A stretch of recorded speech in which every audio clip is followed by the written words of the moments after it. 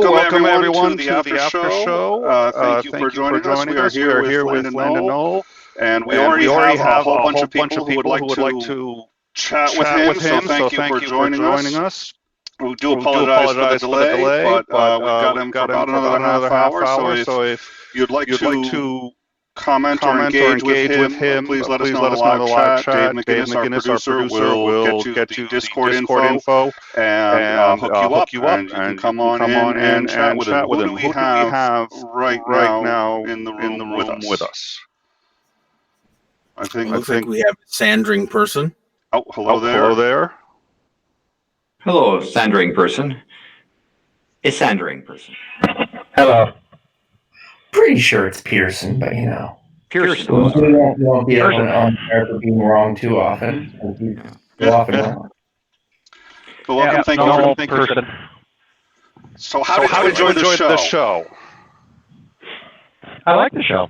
Another thing I like is it doesn't get super bloated. So I thought Landon was quite concise with all he had to talk about, and it was very nice to listen to. Well, thank you.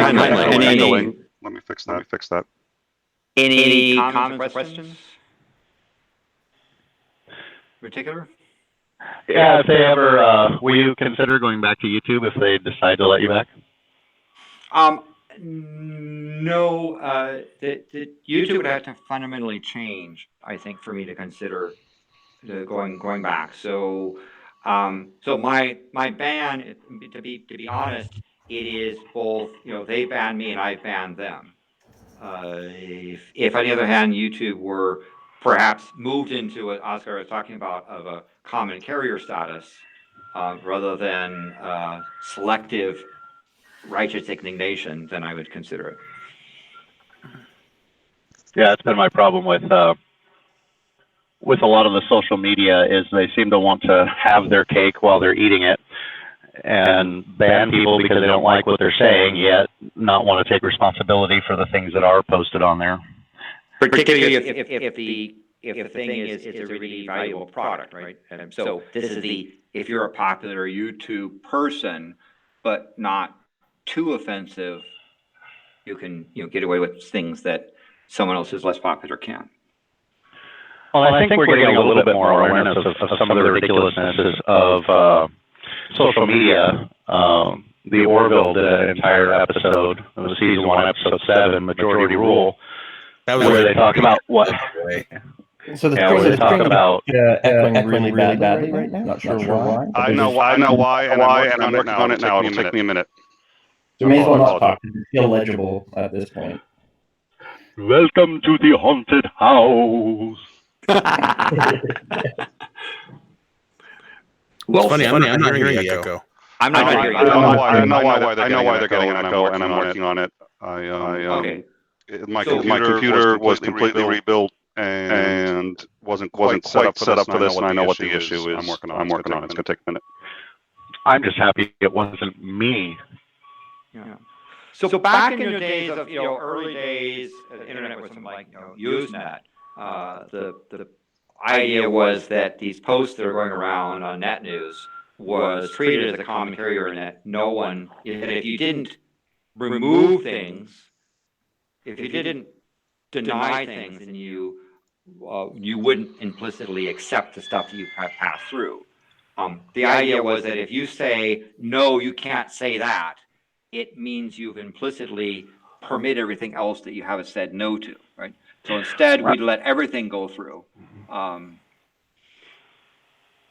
instead of being a publisher, you don't want to. They're trying to act like a publisher, yet not take responsibility for the things that are actually published on their sites. Yeah, and unfortunately, at that time, there was like the alt news groups showed up, and you had Stephen, like we discovered just pornography, all kinds of stuff was being channeled and that sort of thing. But the idea was, well, we don't censor that.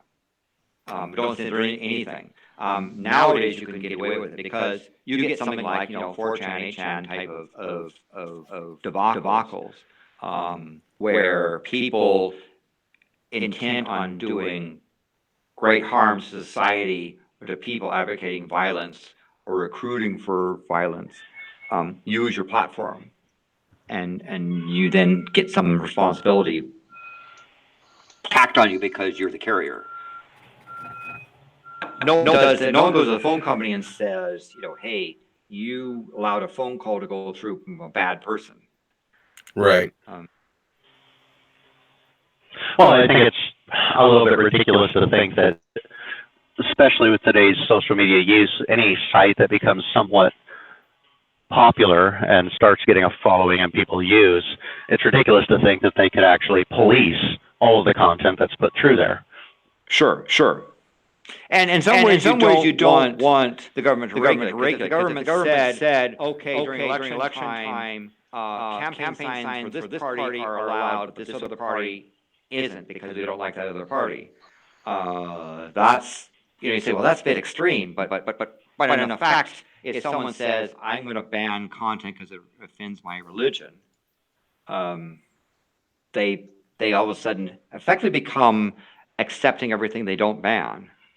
And the ability to police everything means that's a really bad approach. If you are so sensitive that, let's say, your religion allow you to carry a message that's religiously offensive, you should be in the business of communicating.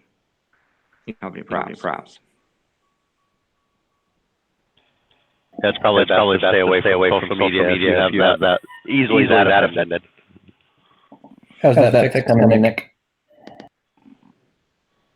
I'm still working on the sound. I apologize. It's going to take another minute. I wish I could hear it. Yeah, it sounds. Okay, because if you say spooky in the right way, it would be very Halloweenish.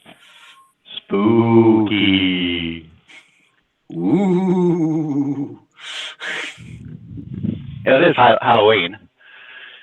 Yes, which is offensive to some people, right?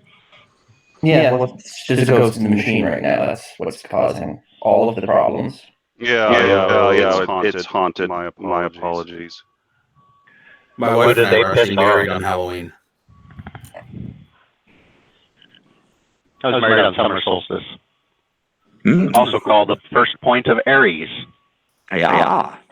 It's the very important spot on the Earth's axis tilt.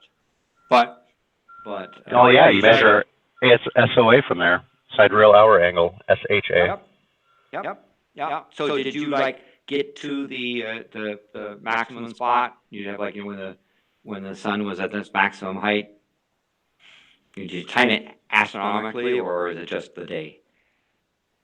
It was just the day. My wife actually picked it. I think she picked it because it's the first day of summer usually. Which kind of because I think of that as the height of summer. It's like all the people think that the days get longer and summer shorter in winter, and that's wrong. The days get shorter during summer and longer during winter. Yes, ironic. Even though in winter, northern hemisphere, the Earth is closer to the sun than the other way around. I did celestial navigation, so when she started talking about different, that's what I did in the Navy was navigation. So I got to learn how to do star measurements and moon lines, sun lines, lines of position off of celestial bodies. And so knowing sidereal hour angle is important, and it's measured from the first point of Aries, and it deals specifically with star lines. Yeah. One of the classes I teach at the Framework Observatory is how teaching people how to tell time by the stars. So I get them to be able to think in 24-hour clock, and they get them to understand, the 2 hours offset after the fall, fall equinox, and then get them to do an adjustment based upon daylight savings, and then look up the stars and know the hour angle of the pointer stars being 23 and Vega being 11 and a half. You could use, at least for the Northern Hemisphere, I've got stuff where I can teach people how to read the sky clock, compute the sidereal time, and convert it to position. So you can eyeball it and get to within about 15 minutes of time. Well, I can eyeball it and get my latitude pretty quickly, at least in the northern hemisphere. Yeah, but it's the longitude stuff of knowing, because you're right. If there's three things: where you are on Earth, when it is, and what day it is. Right? If you can know two, then you get to three. So in your naval and classical naval navigation, back in the 18th century, the sextant was finding noon when the sun was at the maximum height. Have you used it? Say again? Have you Have ever I used used? Yeah. Yes, I've used a sextant numerous times. I've computed LAN several times to use for line of position. We've shot sun lines, moon lines. Sun lines suck because you have to have all those damn filters on it to see the sun. But yeah, it's that was one of the things that fascinated me and why I chose quartermaster in the Navy. They wouldn't let me go in. I wanted to be a master at arms law enforcement, and I couldn't because you have to be a petty officer at that time. This was in '98. So I went in undesignated, but my ASVAB score was too high for them to allow me to go undesignated. So they laid out like 6 rates in the Navy and said, pick one or we're picking one for you. We got plenty of undesignated seamen. The needs of the Navy over trump my wants and desires. So quartermaster sounded really interesting because oceanic navigation sounded really cool. Yep. Oh, it is. That's a fascinating thing I've done, and I've had the fortune to I helped the Navy on an issue they were having with clocks on submarines. As you know, that's a very, very, very critical thing. And and I got to go on a extended sub run when we helped with the clock thing to help monitor that as a civilian. And it was nice because they were also doing a transport of a British admiral. And so the British admiral allowed me to share the admiral's quarters on the sub, which was that's heaven compared with what the poor enlisted person. Yeah, there's not a lot of space on those things. No, there isn't. I would just like to point out that the Navy is the motherlode for really terrible sounding words. Sextant, seaman, poop deck. I could go on. Data meter. Yes. Oh, and all the terms they have on that thing, all the acronyms. But I was told by the captain said, Landon gets to ask you to define any term, right? And you got to be able to answer them. So they were being. So when people say blah, blah, blah, I'd say, what does that mean? And then have to translate it. Yeah, what's the scuttlebutt? They're like, what? Well, you got your choice. It's either a drinking fountain or it's rumors. And that's sort of it. That naval navigation process and the history of that is a really fascinating history as well. I started reading the Bowditch for fun. Big ass thick book, and I got made fun of for reading it for fun, but it's got some very interesting because it goes into like the history of how navigators back when we had sailing ships, they were essentially mathematicians.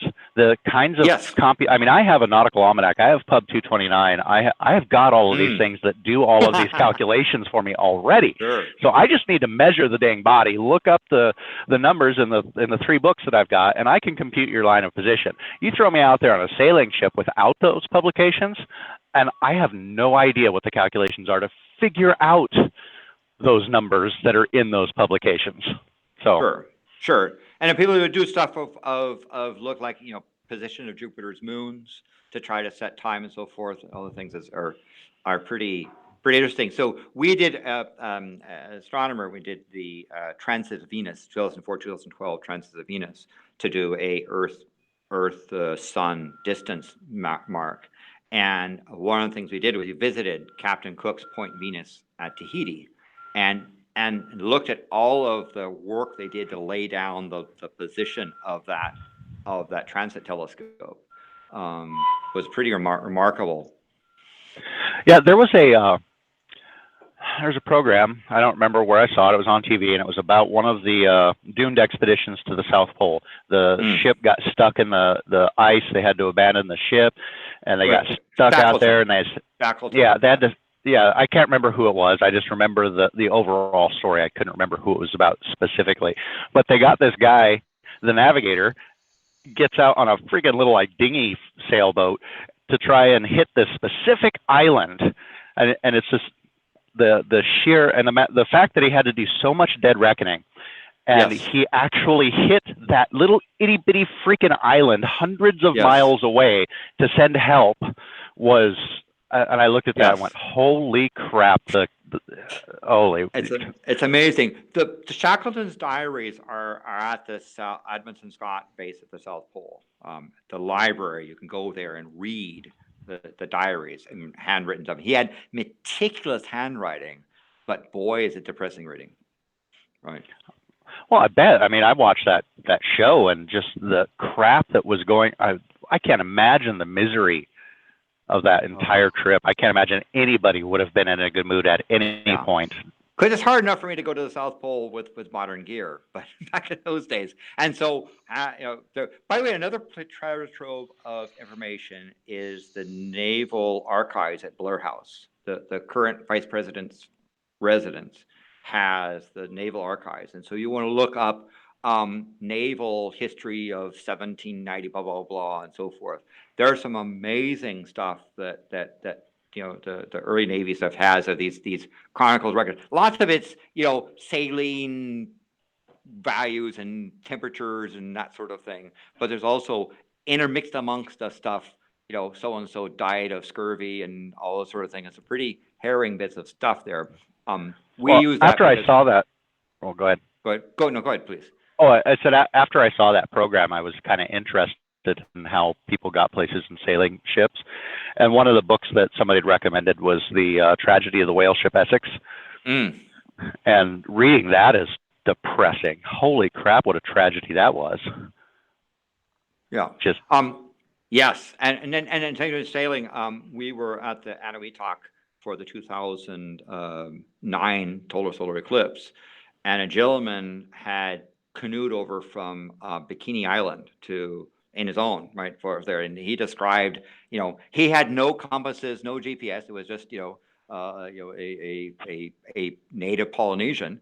And he, and we're like impressive, like, you came all the way here? Yeah, and he described how he did it. And it seemed all very logical, but at the time, you're sitting there in this canoe and you're taking off and you basically got to hit the other atoll. And he's like, yeah, I do that every once in a while. It's change of scenery. Yeah, let's just go over there. We can't see it, but we know it's over in that direction there. Yeah. But, he described saying, well, one of the things we paid attention to when I left was birds that you could tell a bird when it's in deliberate flight from this place to that place, right? And so we follow the bird, and then on the high ocean, we used the currents, and then as you got closer to the atoll, the ocean waves change, and then you can hear the waves, and then you can see the waves, and then you land, right? It's sort of, he described it as like, isn't it obvious? It's like, no. No, of course, yeah, no problem. But the things in Naval Chronicles, you'll find of essentially the number of ships that hit uncharted reefs, and they're stuck and they got to get themselves out, otherwise the chronicles are lost, right? And so obviously the chronicles talk to people that successfully get off of those places, but some of them were stuck where they had the misfortune of hit some reef at the highest high tide of the year, and you have to wait for a whole season before they can get off the rocks again. Pretty amazing stuff that people did. Yeah, I look around and see the kinds of things that were done with the technology that they had, and it's like, how in the hell are we even still here? Yeah, it's pretty amazing stuff. So yeah, hats off for people that are doing that professionally. Yeah, I guess we got a little off topic with celestial navigation and astronomy. We can discuss whatever you guys want. I'm so pleased to have him here. I love astronomy. I really kind of wanted to go to college for astronomy just because I find it fascinating, learning about all the different things that are out in the universe.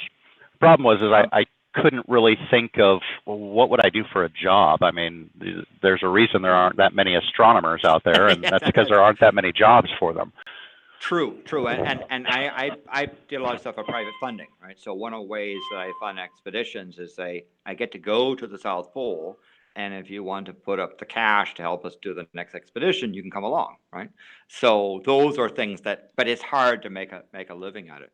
But here we're because one of the things I do here at my company, we're a very famous networking company, begins with a C, and we have the Wi-Fi on steroids. Right? We have what we call Wi-Fi to the stars. So the space probes way out in space, that network out there is something that we help maintain. It's interesting. That's another sort of navigation issue. Yeah, that's cool. I know it sounds kind of pretentious. You can see on my camera there, you can see the work zone that I'm unloading right now. So here's the dumb truck driver driving across the country. He's talking about how he considered being an astronomer and didn't just because of the job market. I can appreciate that, but the very first complete sentence I spoke as a child, I was less than 2. And my first sentence was a question, which was, how far is the sun? Because at the time, we were sitting there at dinner at our farm. I was a ridgeline of the East Bay, and I was watching the sun go over the peninsula. And if the sun was really close, I could convince my parents to go over to the other side so we can watch it go over the edge, because obviously I could see it. Yeah, I was less than 2 years old, and I wasn't a flat earther. Well, I knew it was lumpy. I can put your mind at ease and answer your question. It's 8 light minutes approximately. and so they got out a book called Questions Children Ask. I even have that book, and they opened up the spot and had one of those interstate highway signs, and it said sun, and it said 93 million miles. It wasn't metric at the time, and I looked at that number, and I knew how far. I knew that it took all day to go to Grandma's house. Was 515 miles away. And I knew that mile is a really long thing on a tape measure. And I saw all those numbers, and I said, how in the world do they know, right? And I wasn't too, but I accepted that the place was big, and therefore the sun was doing something weird. It wasn't just going over the edge. And it wasn't until I was 9 at that Morrison Planetarium in San Francisco Golden Gate Park, where I saw a program on the transit of Venus and Captain Cook's voyage and Amazing Solar Parallax, where they said, yeah, and you got to wait till 2004 to see another of these transits of Venus. So I said, okay. So I did. I ended up going to the Accetti Observatory in Italy, and my colleague went to Madagascar. It was the 2 spots. And there, the observatory director had us move to the villa that was in Prison Galileo. And there was a balcony that he was let out once a week to get some fresh air. And so we set up our transit telescopes on the balcony and measured and determined the Earth does move, right? That is freaking cool. See, I think that stuff's fascinating, and I could listen to you all day about the different kind of stuff that you do. Yeah, so that was a really brilliant thing. So I know how far away the sun is, right? I'll measure it, and I did it in 2012 as well of Hawaii and Australia. Allegedly, and you say allegedly whenever you say Australia. Allegedly, Australia. That's funny. But that's and it's fun to go to the southern hemisphere, because if you know the sky like you do, and then you jump to another spot on Earth, and you look up, and all of a sudden everything's different. It's a trip. It is completely freaky, because we went down south of the equator. We went all the way down by Australia and back up. And of course, while everybody's in the head flushing the toilet to see if the water really does swirl the other way, I'm out there on our signal bridge looking at the stars going, I have no freaking idea where in the hell I'm at. None of the constellations are there. It's like I can't even see Zubin Janubi anymore, and that's my favorite star.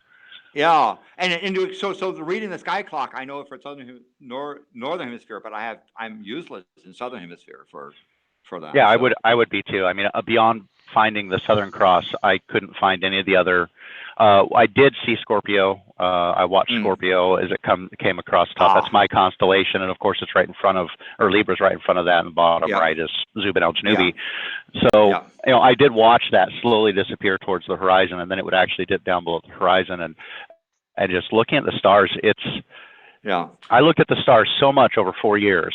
Odd being stationed in Bremerton where it's cloudy for 8 months out of the year, but we got out on the ocean and you could just no light pollution anywhere, and you just look up and and it's fun. You can go to some place like from the Bay Area to Florida, right, and go up and say, well, that star should be there, and it's over here, right? So if you know that, by the way, my favorite star is Eta Carina. Mine's Zubin el-Janubi, just because of the name. Yeah, but still. And it took me a while to figure out how to pronounce it. But yes, it's a fun thing to see the southern stars, sky is there, and see Scorpio going straight overhead. They're going ecliptic, go straight overhead. That's because for us northies, the Scorpio is kind of half down there, and so yeah, to see you can see it during the summer. And go down there, and you could see the bulge. You could see the bulge of the galaxy, and the two, the two main arms that we can see nearby of the galaxy. So forth. It's amazing sight to see. Yeah. Imagine the clouds. Oh yes. The other thing I found fascinating, not only seeing the southern sky and having that kind of bewildering, this is weird. Going to Alaska, I've been up just north of Fairbanks.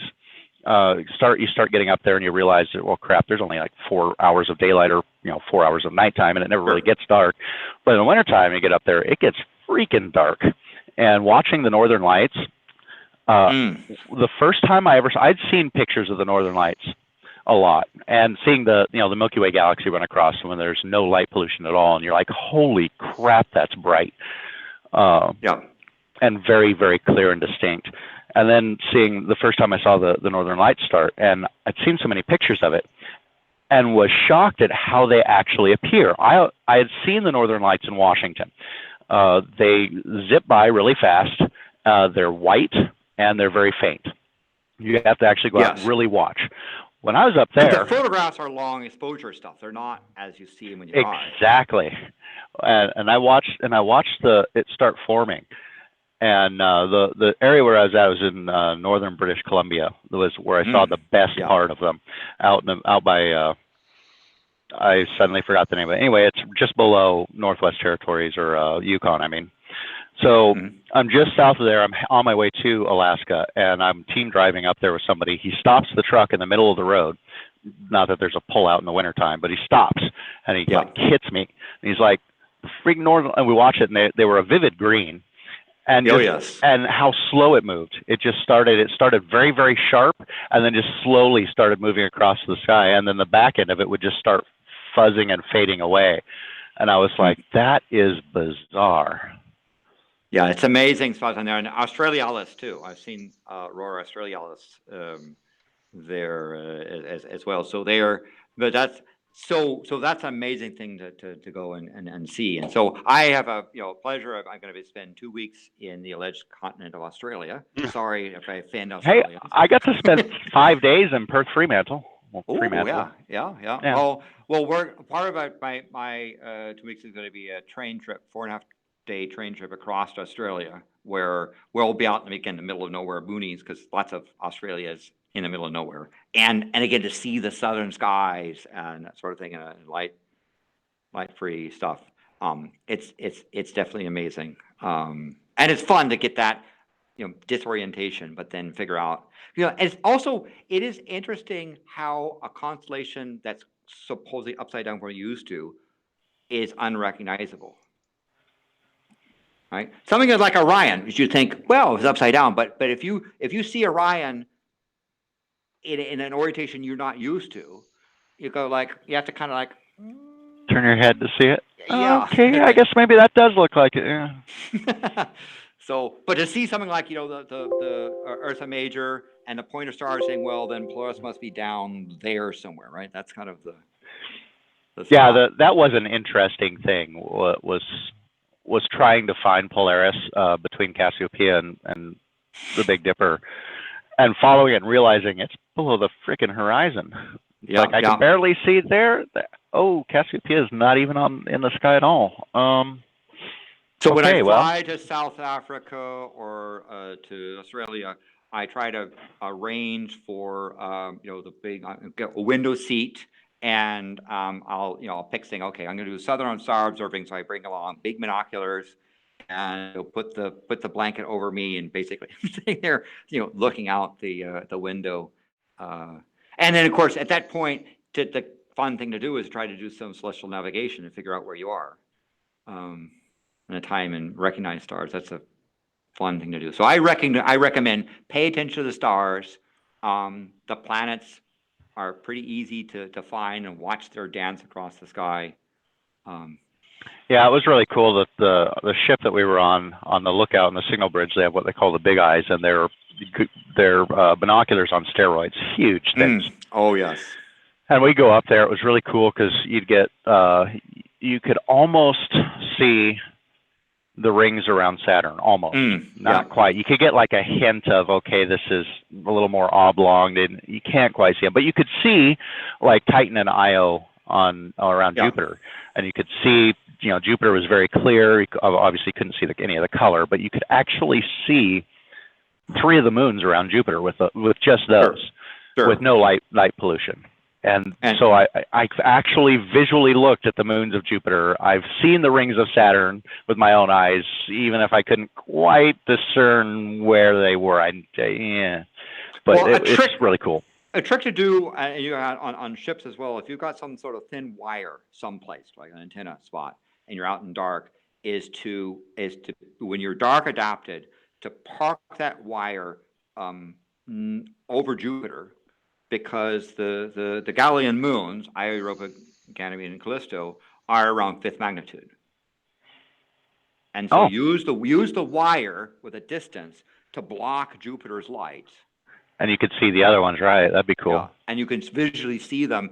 So I cheat by getting binoculars or something and say, okay, so maybe I got 1 on this side and 2 on that side, and then get the thing to divide the line, not through the plane of the moons, obviously. And then you could see, wow, there's spots on the other side of Jupiter. So you get a little wire eclipse of Jupiter, and it works. Soon, of course, you're not too wavy. Calm sea. So that's a fun little trick to try. Yeah, I didn't even think about doing that. That would have been cool. We had so much fun sitting up there watching, because there was one trip where we watched Jupiter going across for like an entire week. We'd always go up there and people wouldn't believe us. Like, you can actually see some of the moons of Jupiter, and we'd point it out. Okay, well, there's Jupiter right there. There's Mars is over there. It's kind of red. And I was amazed at how many people couldn't see the reddish hue of Mars. And I don't know what it was about, depending upon where we were, the color varied quite a lot. I had to actually, look up in the Nautical Almanac, what the declination of Mars was. Sometimes, it's like, well, I think that's it, but I better check. Well, dark adaptation has something to do with that. If you're not dark adapted, it's harder for you to see colors, right? Another thing is that you could be in a situation where you got a lot of salt spray, because salt in the air will diffract and diffuse colors. So you have to have enough light concentration to discern any color.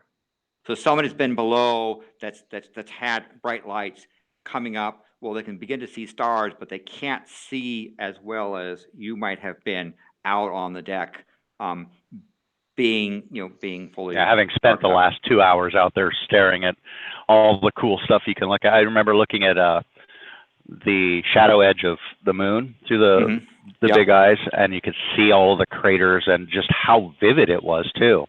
Yes.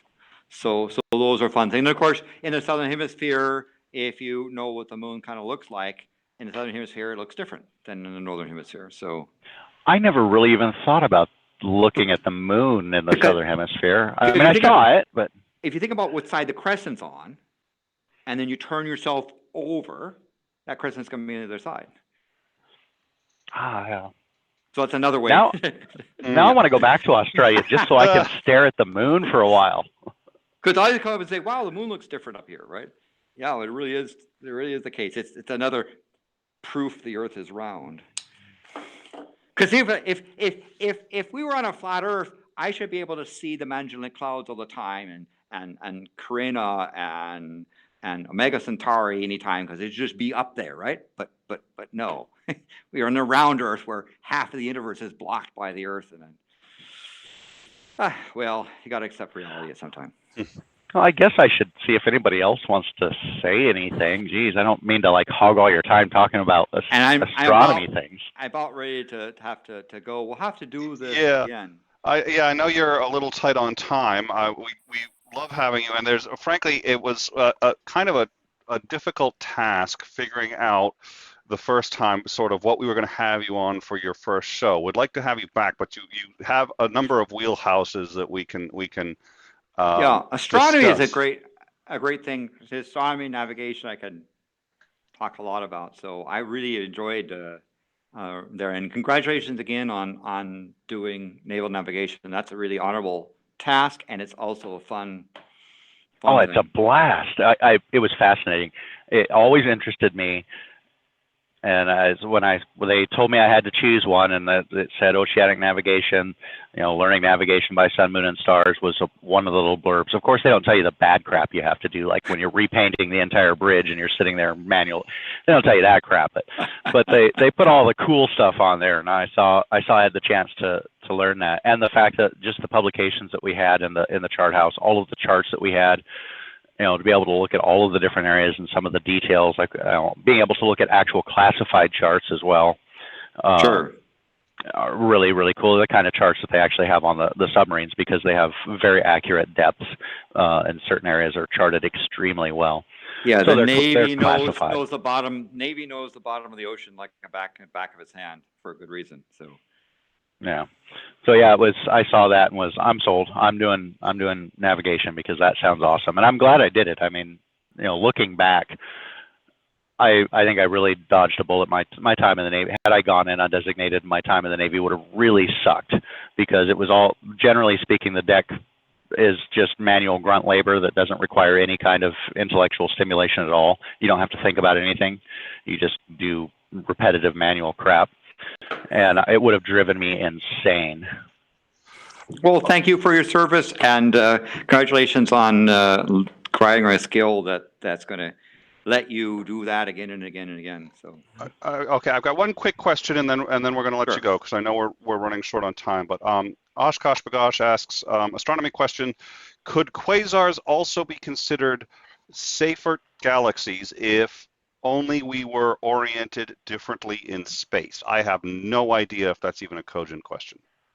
Well, the main thing because quasars were these very bright objects that we determined by redshift were quite distant, right? They looked like a quasar means quasi-star, because they're these objects that look star-like, but when you looked at the spectral lines, they're all weird. The fact that they're just so redshifted because they're so far away.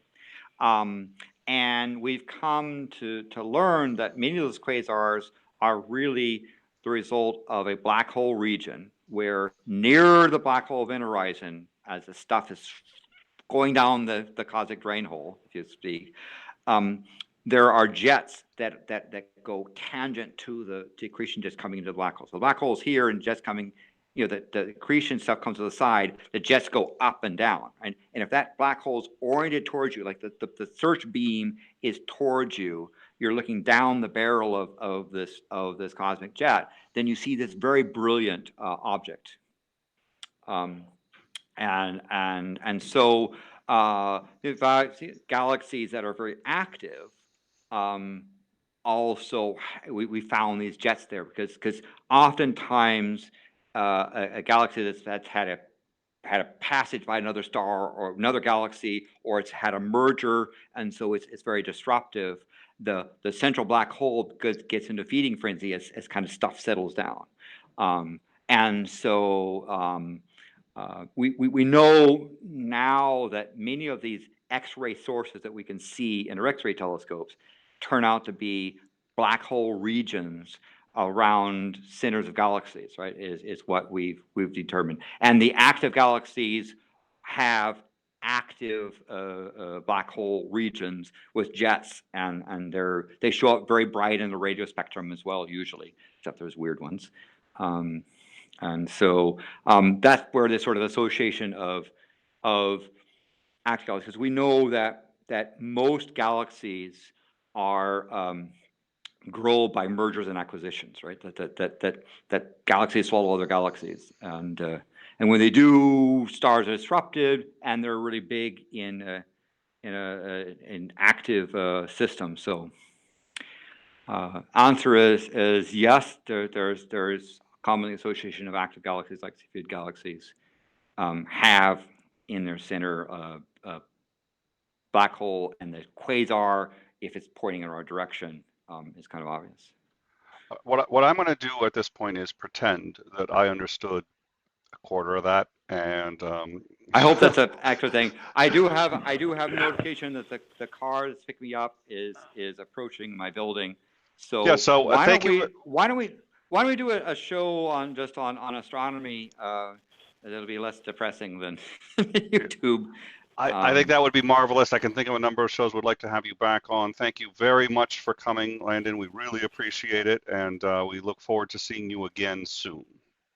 And thank you, Landon, for letting me talk about navigation and stuff. That's a favorite topic of mine. So it was a pleasure. All right, really, it really was.